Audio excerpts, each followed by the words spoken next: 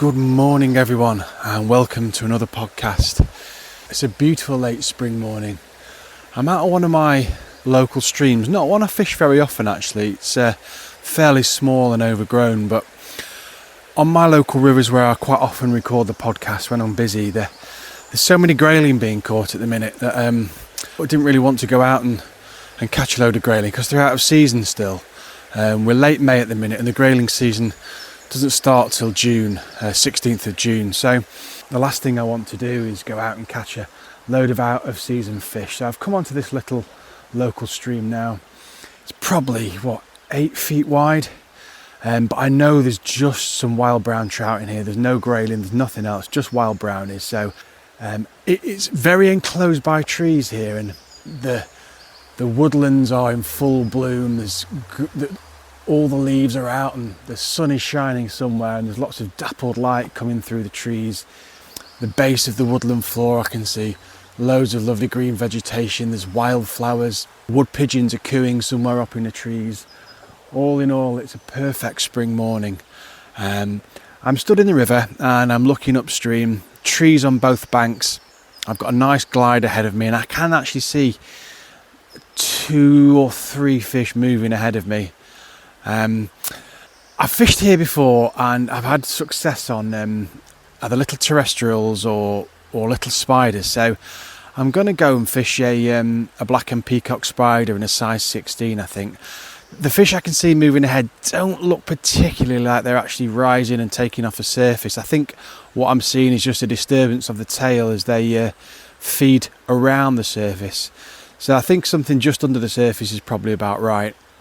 The outfit I've got with me today is a little 7-foot 3-weight rod, quite a long leader. I've got about 12 feet of leader on here, which is fairly long for this kind of rod, but it's a very spooky stream this, and I want to make sure that my fly line is well hidden and hopefully just present the fly over to the fish.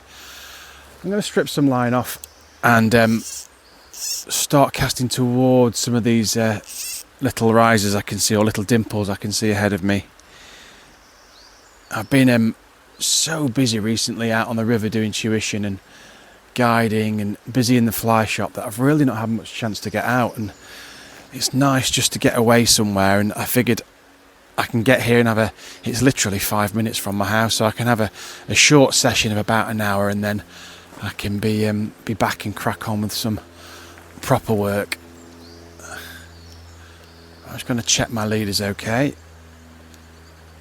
Looks good to me. The thing about fishing this stream is it's all about the stealth. They seem to be able to sense you coming from a long way behind, so I'm very, very slowly creeping up, keeping low, and then I'll work my cast out from there. Just check behind me, there's nothing there.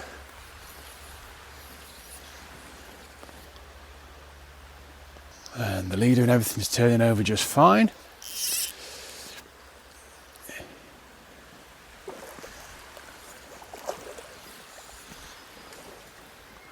Casting upstream, and then I'm just watching the leader in the fly line as it comes back, and the hope is that the leader stops.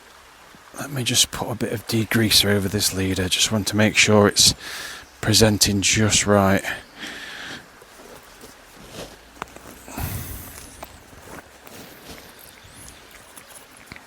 So I'm just rubbing some degreaser down the leader because it looked like it's floating up a little bit, and I just want to make sure it is slipping through the surface film and getting this fly down. Right, I'm back casting upstream. The other thing with this stream is the fish are very quick. So you've got to be, if you do sense a take, you've got to be very quick on the strike.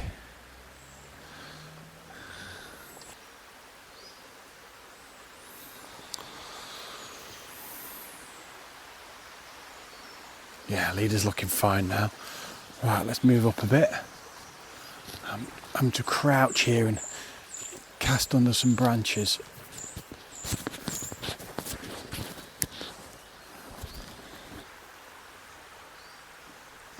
And I've just stepped into the stillness of the the glide a little bit from the riffle behind it, and already I can see the waves from my feet just travelling up the pool.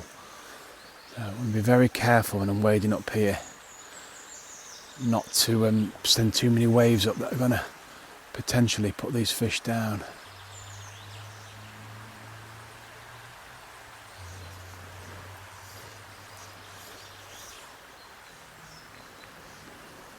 Right, take a couple more tentative steps upstream.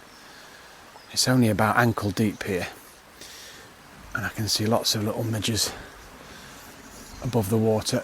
No other signs of a hatch. I presume it's the midges that they're just feeding on, probably just as they're emerging, or just before they emerge, as the midges struggling to get through the surface film. Right, I'm going to have to step up into this pool now, which is going to be super slow. Lots of bird song in the woods today, and just looking on the bank next to me, there's still some patches of bluebells out. Right, there's a fish just taking a... That's about right on him, that. Now.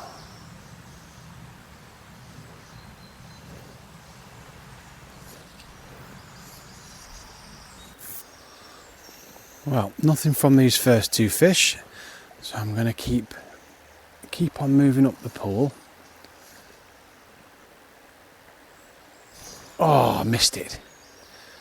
Leader shot away there and wasn't quite quick enough. It was a nice solid take anyway.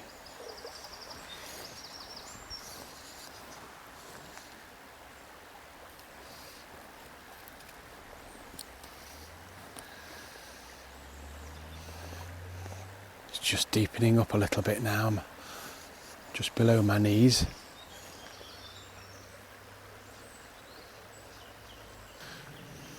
Every so often I pass under a tree and a little shaft of sunlight just comes through and warms the back of my head. It's quite cool actually here in the woods, and you forget that outside is quite a warm sunny day. These midges are absolutely tiny, the ones that are hatching out. It's always difficult when they're feeding on such small stuff, but it's nice and challenging, and that's the way I like it.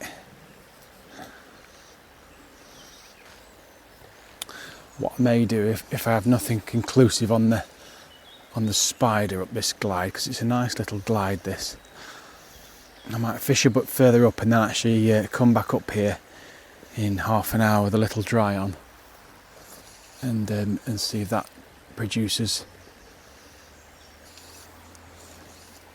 And the current's just moving around the base of a tree here, and it's putting there's a little streamy bit of water, not a bubble stream, but just a nice streamy section. And that's where I'm going to expect a trout to be lying, I think. Just off the base of the tree in that quicker water, and that quick water will be bringing the food around to it. I'm just about on it now. Right, I've just about hit it there, so see if there's anything down there.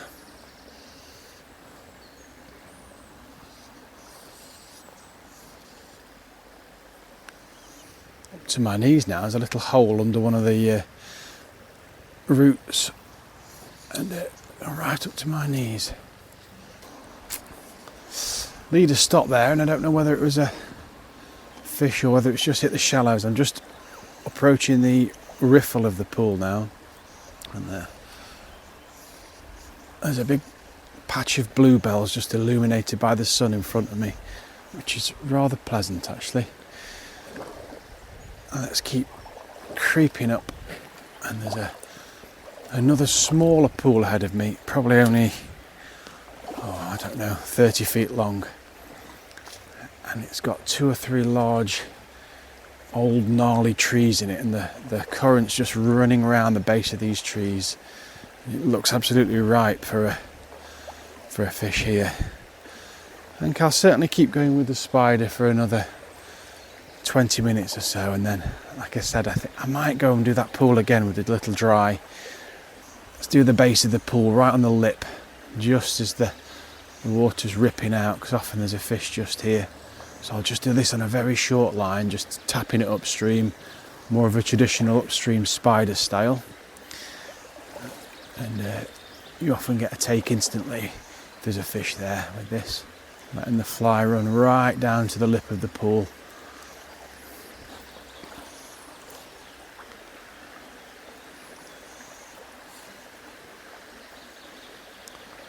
And the water's a little more turbulent here, which should help my spider fishing. Just keep checking behind me.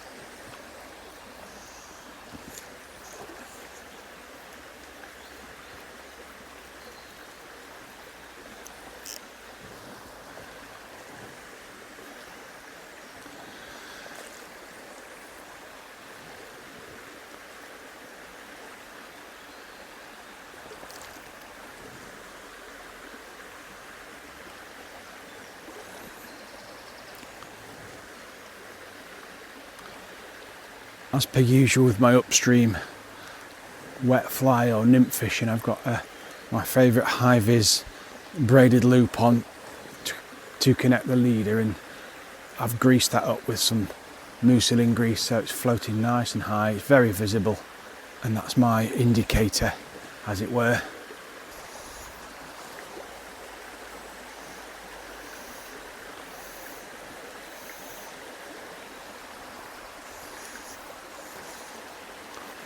I'd certainly expect a fish out of here. Nothing as yet. I'm going to really probe this though, because I'm sure there'll be something down there. Maybe something that's lurking closer to the bottom and my spider's maybe not getting down there. Or they just don't fancy it today. That's the other option. Oh, that stopped and went away there and I missed it. I just cast a little further upstream just to try and get a bit more depth as it ran down. Again, the indicator jabbed away quickly. You only get one chance on these little streams normally, and that's two I've had so far. Right, next pool.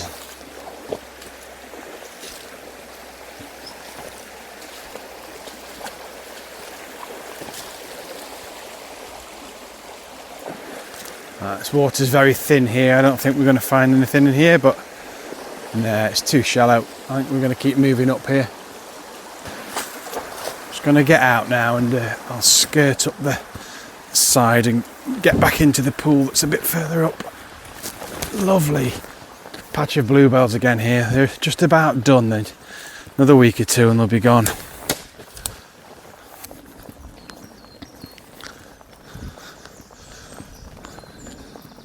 Lots of cow parsley out now as well, just lining the sides of the paths. Birds are busy in to and fro their nests in the trees.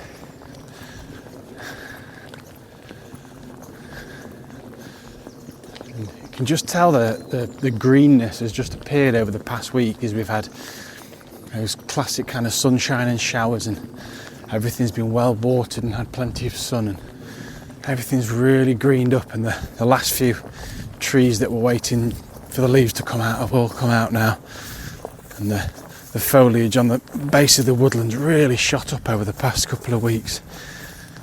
We're about there now. We're about our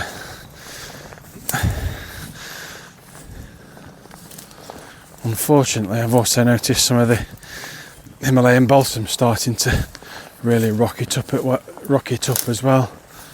I need to clamber through some more woods here, and then where am I going to get in? Let's have a look.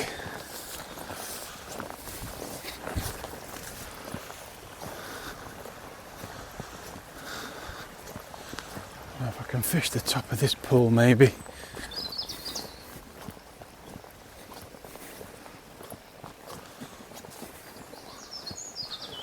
There's a big pool here, but it's quite hard to fish. It's one of those pools that has a almost washing machine of water. Imagine like a huge back eddy, and it's very hard to present a fly in there, but I always give it a go. But your fly line just gets coiled up in a big washing machine and pulls the fly around, so there's always fish rising in here, but they're very hard to catch. Oops, slippy here.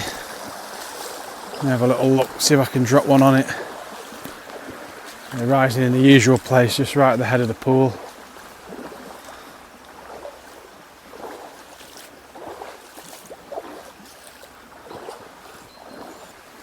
It's quite deep out there actually. I know in the past I've actually seen kids swimming in here, so I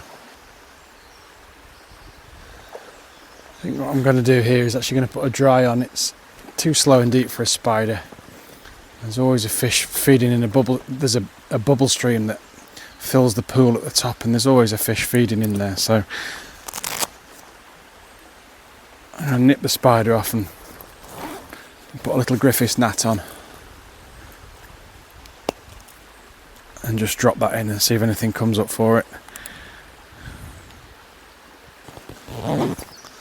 These midges really are tiny, almost microscopic. I've got a size 18 Griffiths on and it looks huge compared to them. There's nothing rising in the head of this pool anymore, but I know they're there.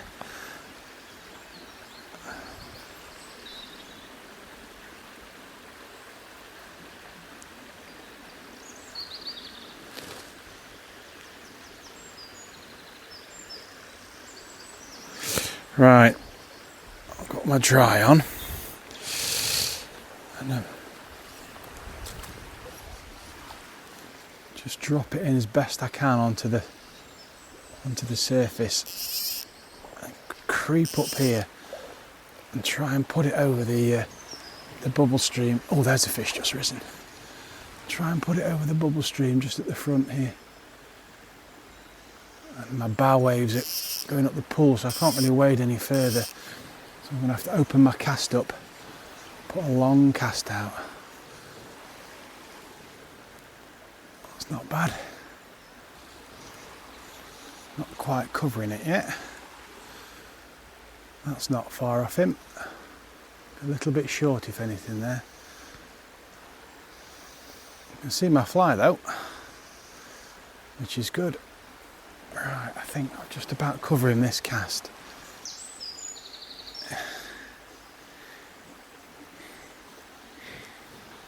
Alright, try again. I think that was a little bit further to the right than it should have been. That's probably about bang on there.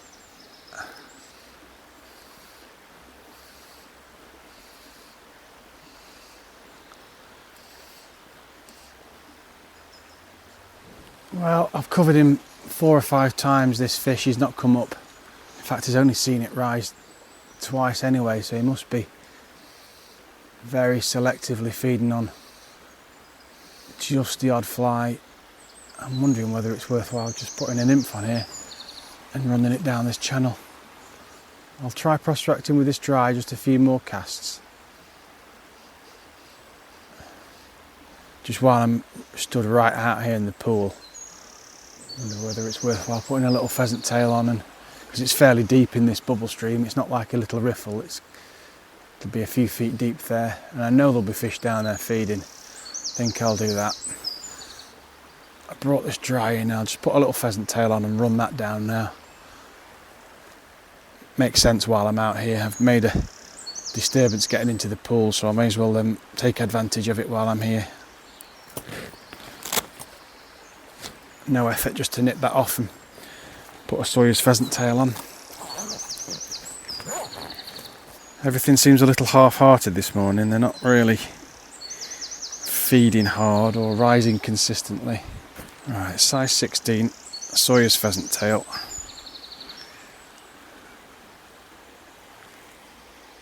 I'll drop that up into the same spot. I bet there's 2 or 3 fish down there in the head of this pool, so drop that down, let this nymph sink, and then we'll see if anything grabs that.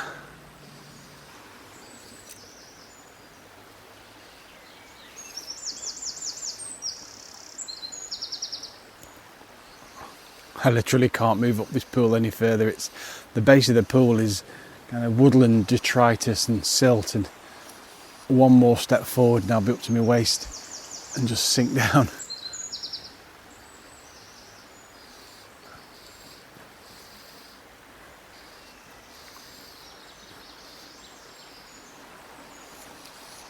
There's one little stick overhanging, that's better. One little stick poking out overhanging the entrance to the pool, just perfectly where you want to drop your fly line. So I'm always having to curve my fly line around the stick just to get into the right zone here. That's perfect. Just going to put a little lift in the nymph. I don't think there's anything going to take this today. One of those days where you're going to have to really work. They're certainly not feeding hard and actively on everything at the minute.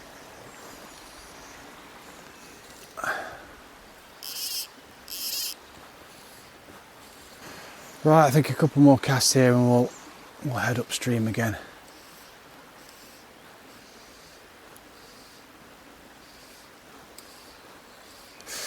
Right, upstream we go. It was worth a shot, but this pool looks so tempting, but it's always very hard.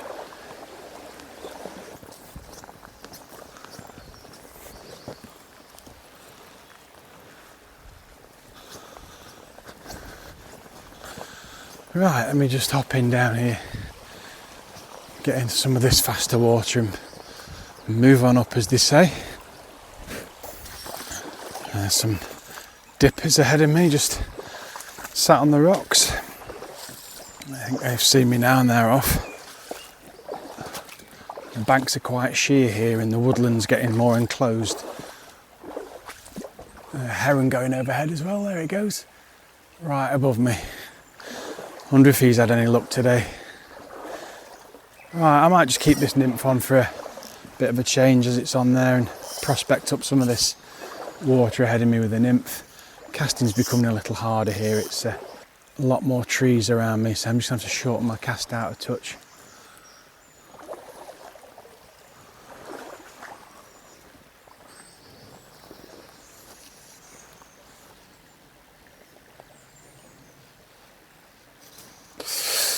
Another take then.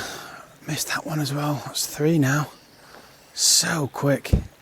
It's just the way it goes. So on another day that'd be 3 fish in the net already.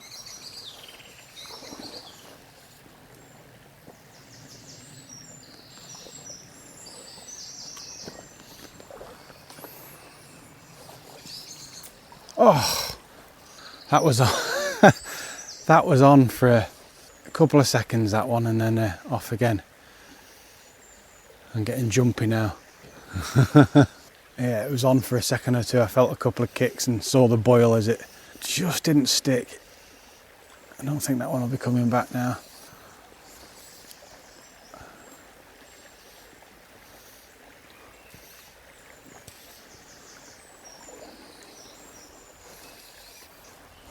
Great clouds of midges over the river. Stopped a little bit, but there is a little bit of a rock just where the fly was, so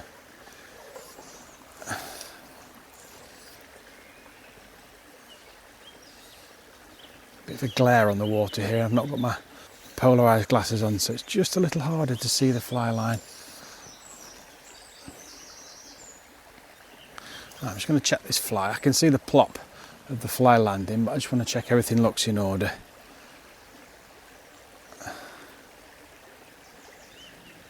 Yeah, that looks smashing.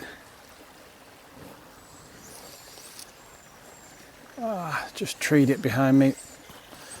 It's not got stuck, it's just come forward with a leaf on.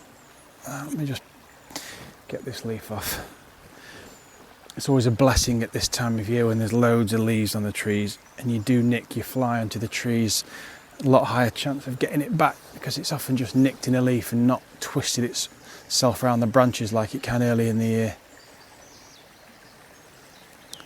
I'm really creeping up here incredibly slowly as to not put anything that's in here down. I can't see anything arising ahead of me, but it's a nice turbulent pool. Lots of good lies for trout, and I have had that one on, so I know if there's, all but briefly, I know there's fish in here.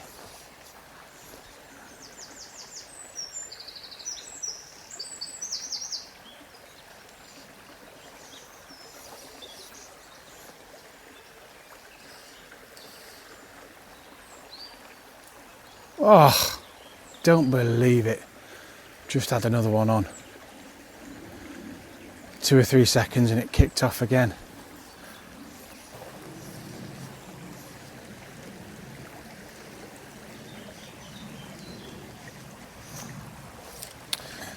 Right, I think I'm about fish this pool out. I'll just try some up in the very head of the riffle. That's 2 lost out here.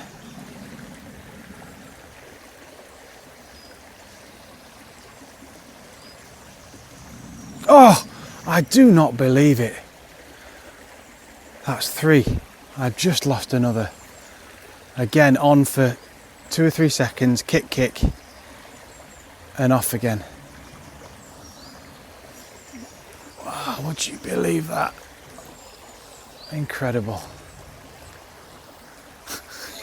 I think this is what, after 32 years of fly fishing, just keeps you coming back to these little streams. They're so much fun. And as frustrating it is for the podcast not to be able to get fish, or not hook them and get them in, actually, you got to, hats off to the fish. They're really beating me today. Fantastic.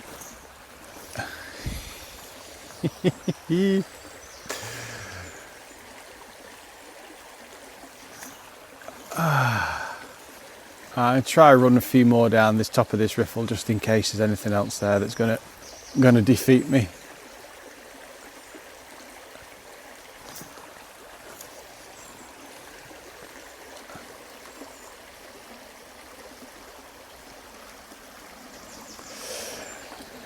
Right, let's have a look a bit further up, see what we've got up here. I'm really enjoying this now.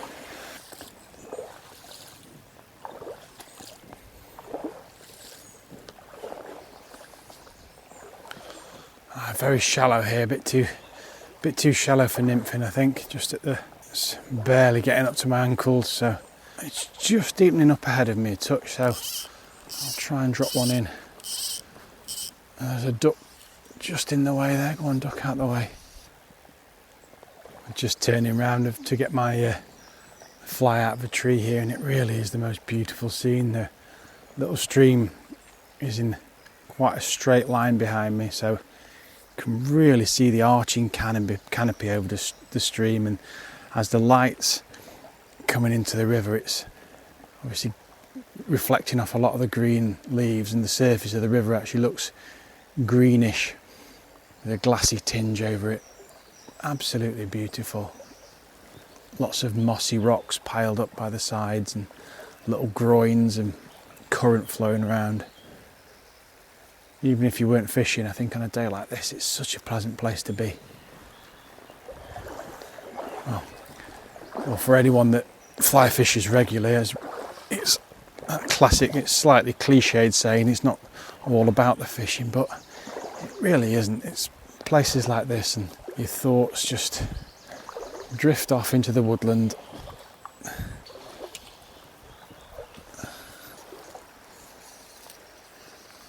Right, I'm just into a bit of quicker water now, which is more suited to the nymph. Nothing rising anymore. So lots of tiny midges about, but I think the fish that were rising were just very selectively hitting the odd midge or larger fly. So I'm still confident the nymph is probably the best. Nymph or a wet is the best course of action, and I've had most of my action so far on this little pheasant tail nymph.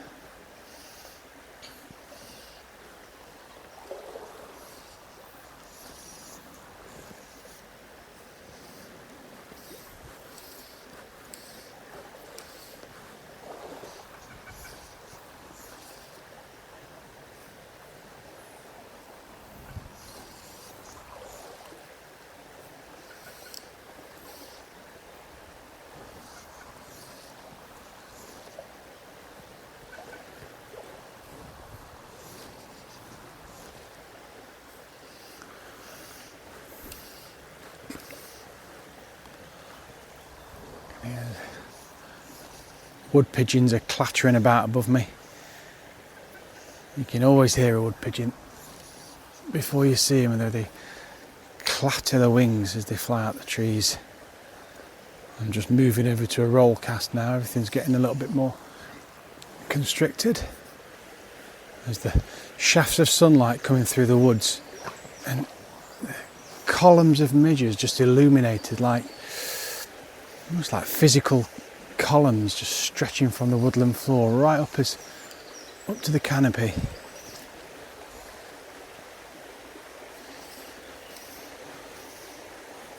Oh, don't know about that one. Might have been a rock. Didn't feel anything.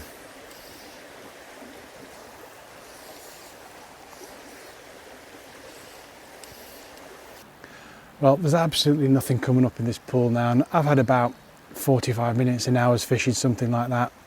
And do you know what? I've lost 4 or 5 fish, had a couple of takes, and it's one of the most enjoyable mornings fishing I've had for a while. I've really enjoyed it. I think it's the case of beaten by the trout today. Fish 1, Dave 0, and there's something lovely about that. You know, it's not always about coming here and winning. Sometimes I really think that, you know, the fish need to win, and you can go away from the river with a smile on your face and just think, yeah, they won today.